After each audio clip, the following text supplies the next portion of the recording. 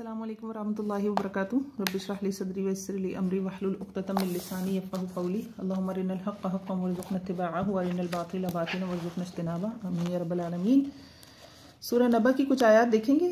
पीछे हम 2 सेट इसके बना चुके हैं आयत के। एक सेट में डिस्कशन थी जन्नत क़यामत के ऊपर जो आनी है नहीं आनी है, कोई इनकारी है, कोई इकरारी है, कोई ईमान ला रहा है, कोई रिजेक्ट कर रहा है। एक सेट वो था आयत का पहली ऑडियो में। अब ये दूसरी ऑडियो में था सेट उन निशानियों का जो अल्लाह रब्बुल इज़्ज़त ने अपने हवाले से बयान की, जो कि असल में दलील थी इस बात पे कि क़यामत ने कायम होना है। अब ये तीसरा सेट हमने बनाया है आयत नंबर 17 से, तो इसको देख लेते हैं। औज़ु बिल्लाहि मिनश शैतानिर रजीम, बिस्मिल्लाहिर रहमानिर रहीम। इन्न यौमल फ़स्लि कान मीक़ाता यौम युनफ़ख़ु फ़िस्सूरि फ़तअतूना अफ़वाजा वफ़ुतिहतिस समाउ फ़कानत अबवाबा वसुय्यिरतिल जिबालु फ़कानत सराबा। इन्न यौमल फ़स्लि कान मीक़ाता, क्या बात हो रही है? पीछे बात की गई थी निशानियों की अल्लाह रब्बुल इज़्ज़त की।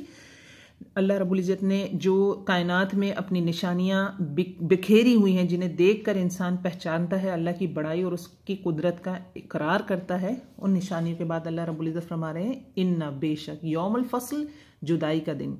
कौन सा दिन है? क़यामत का दिन। पीछे डिस्कशन हो रही थी ना कि क़यामत कायम होगी नहीं होगी, सच है झूठ है, तो अल्लाह रब्बुल इज़्ज़त फरमा रहे हैं बेशक क़यामत का दिन कान मीक़ाता, कायम होना तो दूर की बात है, वो तो मीक़ात है, यानी मैंने फिक्स कर दिया है, मुकर्रर है, पहले ही उसकी सारी प्लानिंग हो चुकी हुई है।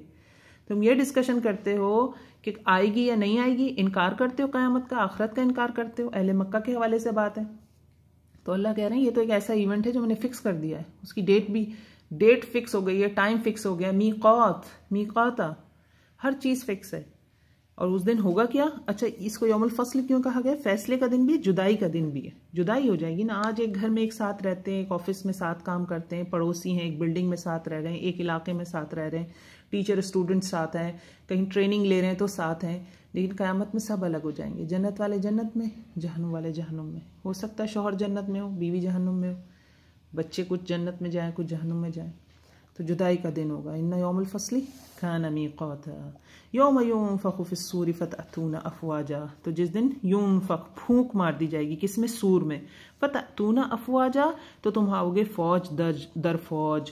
तो ये सूर का क्या तज़किरा है? हज़रत इसराफील अलैहिस्सलाम जो है सूर में फूंक मारेंगे, और वो सूर जो है उनके मुंह में एक तरह का बुगल है, जो जैसे कोई बहुत बड़ा सा बाजा टाइप की चीज़ हो, तो एक साउंड टाइप की चीज़ है, जो एक ऐसा इंस्ट्रूमेंट जो साउंड बनाता है, जो अभी तक रिवायत से पता चलता है।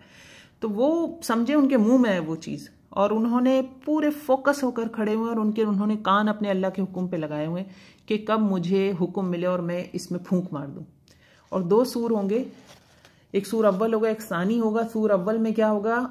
दुनिया में जो साउंड होगा सूर अव्वल का, वो ऐसे होगा, बहुत लो वॉइस होगी, और वो बढ़ती जाएगी, और वो क़यामत होगी। क़यामत किस सेंस में?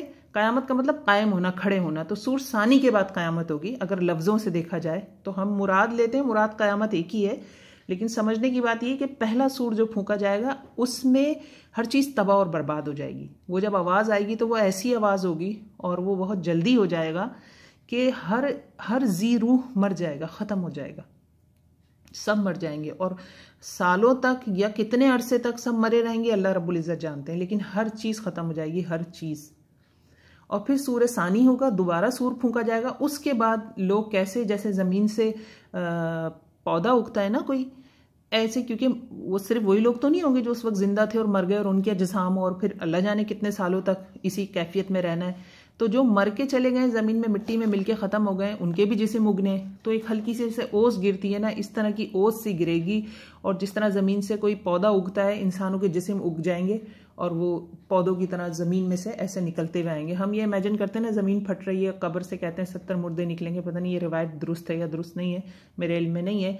तो हमें ऐसा लगता है कि ज़मीन फटेगी और पूरी बॉडी बाहर आ रही होगी, लेकिन हमें हदीस से ये पता चलता है कि जिस तरह दरख्त ज़मीन से कोंपल निकलती है और फिर वो एकदम से बड़ा हो जाता है, इस तरह से जिस्म इंसानों के उग के बाहर आ जाएंगे।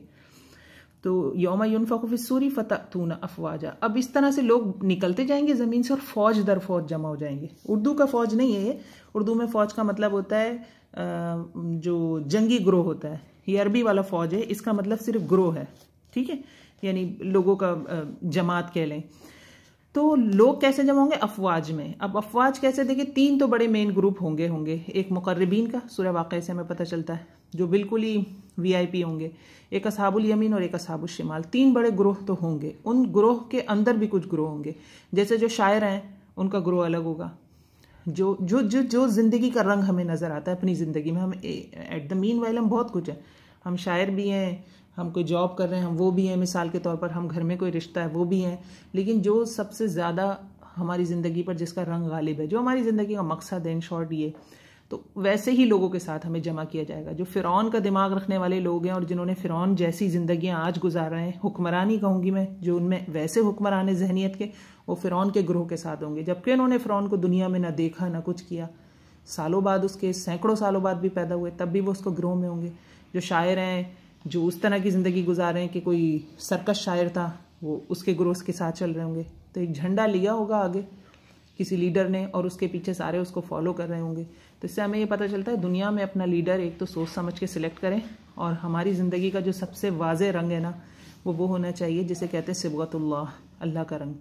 تو اللہ رب العزت ہمیں توفیق دے، اللہ کا رنگ چڑھے گا ہم پر تو پھر ہم بھی اس گروہ میں آ جائیں گے. اللہ کرے ایسا ہو، اللہ ہمیں ان میں سے بنائے، اللہ ہمیں ان میں سے بنائے. اللہم اجعلنا منہم، کہ جن پر صحابہ، جس گروہ میں صحابہ کرام ہوں یا جس گروہ میں صحابیات ہوں رضی اللہ تعالیٰ عنہم اجمعین. فتاتون افواجا، تو تم فوج در فوج آؤ گے. وفتحت السماء فکانت ابوابا، تو کھول دیا جائے گا آسمان تو ہو جائے گا وہ ابواب. ابوابا دروازے ہی دروازے. اب کیا کیفیت ہوگی؟ آسمان پھٹے گا قیامت میں. کافی ساری نشانیاں اس حوالے سے ملتی ہیں کہ سرخ رنگ کا ہو جائے گا، ٹکڑے ٹکڑے ہو جائے گا. اس کو ہم اس لیے بہت اچھا نہیں سمجھ سکتے آیت کو کہ ایک تو ہمیں جتنا علم اللہ نے دیا ہم اسی علم سے، کیونکہ غیب کی باتیں نا، مستقبل کی باتیں، مستقبل غیب ہے ہمارے لیے، تو اتنا ہی سمجھیں گے جو قرآن اور حدیث میں. تو قرآن اور حدیث کے حوالے سے ہم آیات الحمدللہ دیکھتے رہتے ہیں کہ سرخ رنگ کا ہو جائے گا، ٹکڑے ٹکڑے ہو جائے گا. یہاں پہ ابوابا آ گیا کہ دروازے دروازے ہو جائے گا. اس آیت کو ہم اس حوالے سے بہت اچھا نہیں سمجھ سکتے کیونکہ ہم نے بھی آسمان کو بہت اچھا نہیں سمجھا ہے. آسمان کیا ہے، آسمان کی وسعت کیا ہے، سائنس ابھی بھی اس معاملے میں کام کر رہی ہے، ڈسکور کر رہی ہے. تو بہرحال ہمارے سمجھنے کے لیے اس وقت یہی اہم ہے کہ آسمان بکھر جائے گا، ٹوٹ جائے گا. سب سے زیادہ پروٹیکشن آپ کو گھر کی چھت سے ہوتی ہے. ایسے ہی ہوتا ہے نا، کوئی 4 دیواری بنا کے نہیں رہ پاتا جب تک اس پہ چھت نہیں ڈال دیتا کوئی، کم از کم اپنے سونے کی جگہ جہاں وہ اپنے آرام اور تحفظ محسوس کر سکے. تو یہاں پہ جو ہمارے تحفظ کا ذریعہ ہے آسمان، جو بادل ہم خوبصورتی دیکھتے ہیں آسمانوں میں، اور آسمان کا مطلب صرف بادل نہیں ہے، اوپر سارا کچھ جہاں تک ہمیں نظر آ رہا ہے. تو سوچیں کہ اوپر آسمان سے ہی وہ جو ہمیں ستارے سیارے ہیں وہ ہم پر گرتے ہوئے نظر آئیں. مثال کے طور پر چاند اتنی دور ہے، ہم اسے غور سے دیکھ رہے ہیں اور ہمیں پاس آتا نظر آیا، آتا جائے اور ہمیں ایسا لگے کہ اب آ کے ہم سے ٹکرایا، تو تب آ کے ہم سے ٹکرایا، تو کیا دل کی کیفیت ہوگی. تو اللہ رب العزت ہی جانتے ہیں کہ یہ قیامت کا جب معاملہ ہوگا تو یہ کس طرح کی کیفیات ہوں گے. وسیرت الجبال فکانت سرابا، اور چلا دیے جائیں گے پہاڑ تو ہوں گے وہ کس کی طرح؟ سراب کی طرح. یعنی جیسے چمکیلی ریت ہوتی ہے نا سراب، ویسے ہو جائیں گے. کیا مراد ہے؟ ابھی ہم نے پچھلی آیات میں ہی دیکھا تھا کہ اوتادا وتد تھے پہاڑ. پہاڑ کیسے تھے کہ ایک حصہ اوپر ہے تو اس کے 3 حصے سمجھو نیچے، بڑی بڑی کیلیں ہیں. کیونکہ مکے کی جو وادی ہے اس میں پہاڑ بہت ہیں، اور پہاڑوں کے بارے میں وہ آپ صلی اللہ علیہ وسلم سے سوال بھی کیا کرتے تھے کہ یہ پہاڑوں کا کیا ہوگا، قیامت آئے گی. مطلب انسان بڑی بڑی جو کیونکہ بہت بڑی بلڈنگز تو نہیں تھی جیسی ہائی رائزز آج کل ہیں، ہم ان سے متاثر ہوتے ہیں، وہ اپنے زمانے سے پہاڑوں سے متاثر ہوتے تھے. تو اللہ رب العزت فرما رہے ہیں کہ یہ پہاڑ جن سے تم متاثر ہوتے ہو اور سمجھتے ہو کہ قیامت ان پر اثر نہیں کرے گی، وسیرت الجبال فکانت سرابا، تو پہاڑ تو ایسے ریت بنائے جائیں گے، ایسی ریت جو ہوا میں اڑے گی. سورہ واقعہ میں بھی ہمیں ملتا ہے نا کہ حبام منبثہ ہو جائیں گے، پہاڑ ایسے ہو جائیں گے حبام منبثہ. منبثہ کیا ہوتا ہے؟ جو گرد ہوتی ہے نا ہوا میں، جو ہمیں نظر بھی نہیں آتی. اگر پورے کمرے میں اندھیرا اور کہیں تھوڑی سی جگہ سے روشنی آ رہی ہو تو اس روشنی کے اندر جو ہمیں ذرات نظر آتے ہیں نا، اس کو کہتے ہیں منبثہ. تو پہاڑوں کا تو یہ عالم کر دیں گے اللہ رب العزت.